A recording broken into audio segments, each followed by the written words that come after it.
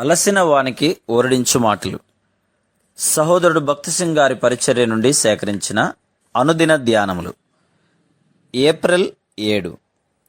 క్రీస్తు యేసునందు జీవమునిచ్చు ఆత్మ యొక్క నియమము పాప మరణముల నియమము నుండి నన్ను విడిపించెను. రోమా 8:2. విశ్రాంతి. సబ్బాతు దినమును ఆచరించువారు, సెవెంత్ డే అడ్వెంటిస్ట్ వారు మన గమనమును నిర్గమకాండము 20వ అధ్యాయము 10వ వచనం వైపు త్రిపుదురు. 7వ దినము నీ దేవుడైన యెహోవాకు విశ్రాంతి దినము.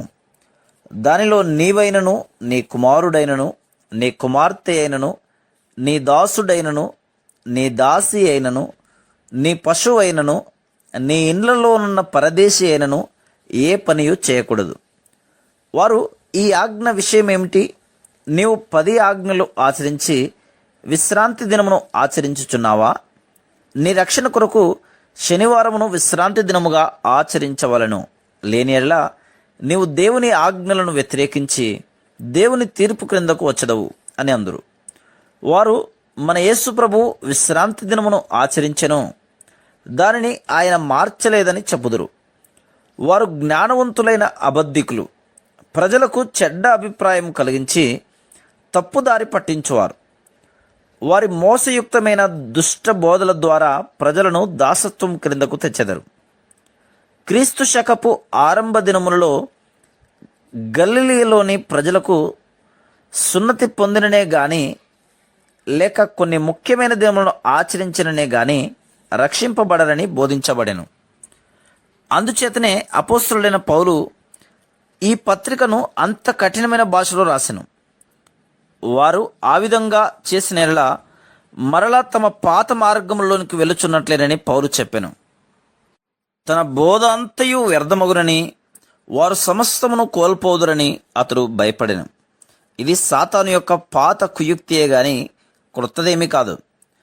నీవు ఒకవేళ పూనా నుండి ప్రవచన కాగితములను లేక విశ్రాంతి దినమును ఆచరించువారు రాసిన పత్రికలను, వాయిస్ ఆఫ్ ప్రాఫెసీ తెప్పించుకొనుచున్న యెడల వెంటనే వాటిని కాల్చివేయము. ఎందుచేతనగా అవి అపవిత్రమైనవి. అనేక గృహములను పాడు చేయుటకు అవి సాతాను చేత ఉపయోగించబడుచున్నవి. దేవుడు నీ పాపములను క్షమించి ఉన్నాడు. నీవు విశ్వాసం ద్వారా ఆయన ఎదుట నీతిమంతునిగా తీర్చబడి ఉన్నావు. ఈ సబ్బాతు దినపు వారు సబ్బాతు దినమును ఆచరించుట ద్వారా, సబ్బాతును కలిగి ఉండుట ద్వారా నీవు సంపూర్ణముగా రక్షించబడదు అని చెప్పుదురు. ఆ వచనములన్నిటినీ జాగ్రత్తగా గుర్తుంచుకొనుము. దేవుడు సబ్బాతు దినమును ఏ ఉద్దేశముతో ఇచ్చినో, ఇప్పుడు ఏ విధంగా దాని నుండి విడుదల పొందుతామో చూడుము. 7వ దినము నీ దేవుడైన యెహోవాకు విశ్రాంతి దినం. దానిలో నీవు ఏ పనియూ చేయకూడదు. ఎందువలనగా నీవలె నీ దాసులను, నీ దాసియు విశ్రమింపవలెను. నీవు ఐగుప్తు దేశమందు దాసుడు అయినప్పుడు నీ దేవుడైన యెహోవా బాహుబలము చేతను చాచిన చేతి చేతను నిన్ను అక్కడి నుండి రప్పించనని జ్ఞాపకం చేసుకొనుము. అందుచేతను విశ్రాంతి దినము ఆచరింపవలనని నీ దేవుడిని యెహోవా నీకు ఆజ్ఞాపించను. ద్వితీయోపదేశకాండం 5వ అధ్యాయము 14-15 వచనాలు. దేవుడు ఇశ్రాయేలులతో వారు ఐగుప్తీయులకు బానిసలుగా నుండి ఐగుప్తులో అన్యదేవతలను సేవించిరు గనక దానిని వారికి జ్ఞాపకం చేయుటకే దేవుడు సబ్బాతు దినమును ఆచరించవలసిందిగా ఆజ్ఞాపించను. ప్రతి సబ్బాతు దినమున అవిధేయత ద్వారా తాము అనుభవించిన బానిసత్వమును వారు జ్ఞాపకం చేసుకొనిరి. పాపపు బంధకములు తమ చేతులను, కాళ్లను, నాలుకను, చెవులను, కండ్లను, శరీరమును బంధించినవనియు వారు జ్ఞాపకం చేసుకొనిరి.